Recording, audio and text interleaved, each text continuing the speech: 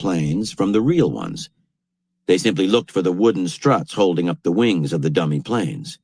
Enlarged photos could reveal this. They would now have to stop using the dummies, said the officer. But Clark, one of the great geniuses of modern deception, had a better idea.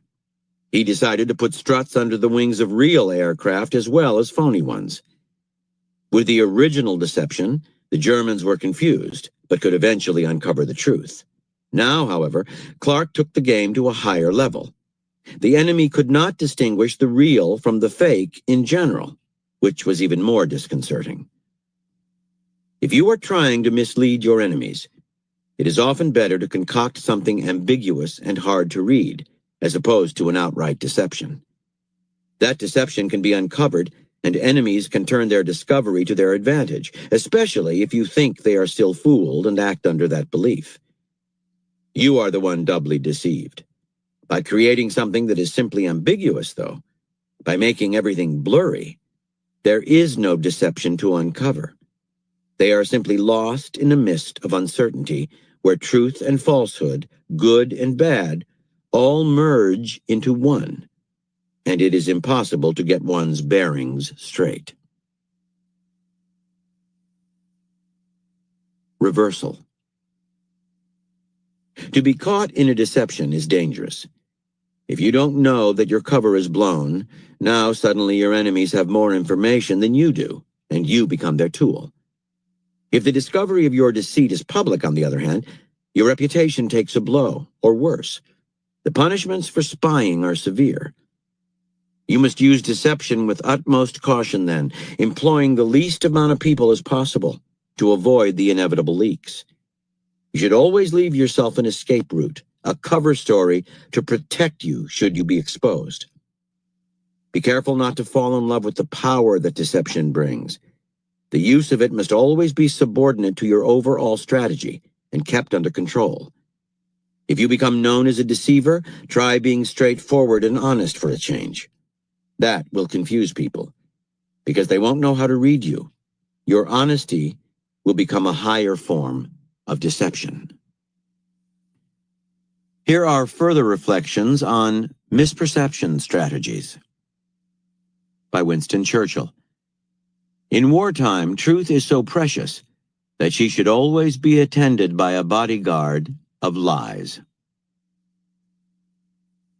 From Masters of Deception, by David Muir.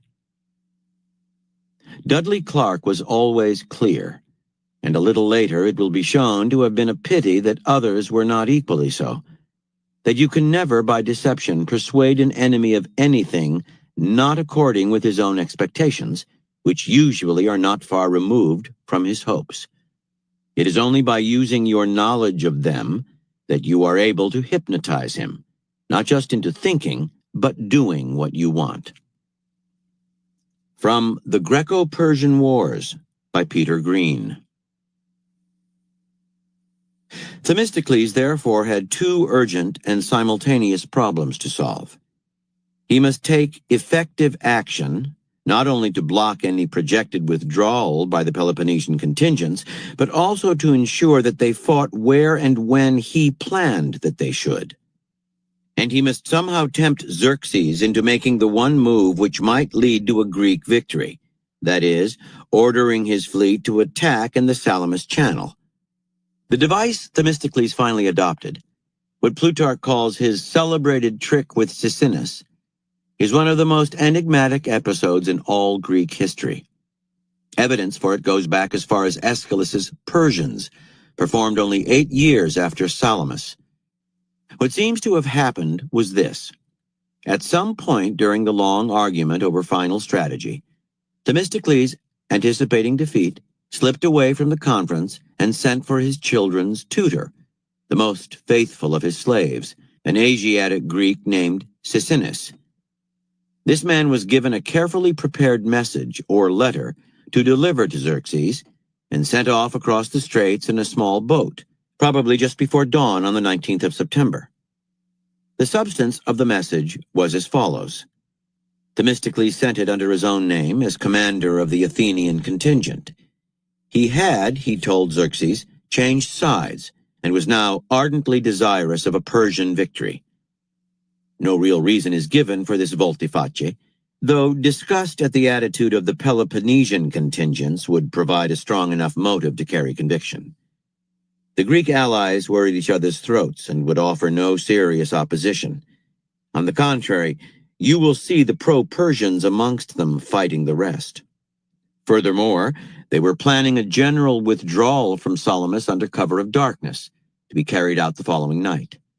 If Xerxes struck at once, on the divide-and-rule principle, he could forestall such a move, attack them and destroy their naval power, while they are still disorganized and before they have joined forces with their land army. The conquests of the Peloponnese would then become a comparatively simple matter. On the other hand, if Xerxes allowed the various Greek contingents to slip through his fingers and disperse homewards, the war might drag on indefinitely, since he would have to deal with each separate city-state in turn. Sisinnis's arguments impressed the Persian admirals, and they duly passed them on to the great king himself. Xerxes, we are told, believed the report because it was in itself plausible, and also because it was just what he wanted to hear. There was trouble brewing in Ionia and the empire, and the sooner this Greek expedition was wound up, the better. Themistocles, always a shrewd judge of human nature, knew very well that after so many days of delay and frustration, the great king would grasp at anything which seemed to offer a quick solution to his problem. From The Secrets of D-Day by Gilles Perrault. At the end of the war, Allied intelligence officers discovered in captured files of the German Secret Service the text of 250 messages received from agents and other sources before D-Day. Nearly all mentioned July and the Calais sector. One message alone gave the exact date and place of the invasion. It had come from a French colonel in Algiers.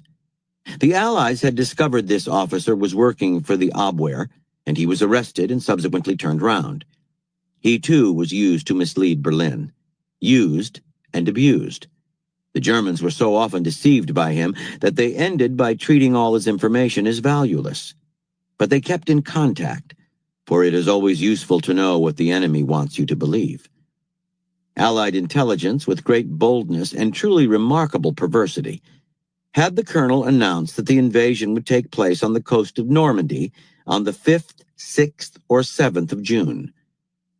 For the Germans, his message was absolute proof that the invasion was to be on any day except the 5th, 6th, or 7th of June, and on any part of the coast except Normandy.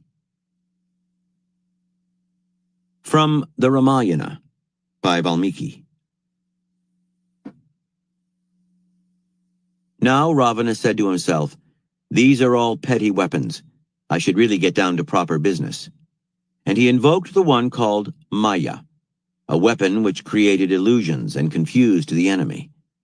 With proper incantations and worship, he sent off this weapon, and it created an illusion of reviving all the armies and its leaders, Kumbhakarna and Indrajit and the others, and bringing them back to the battlefield.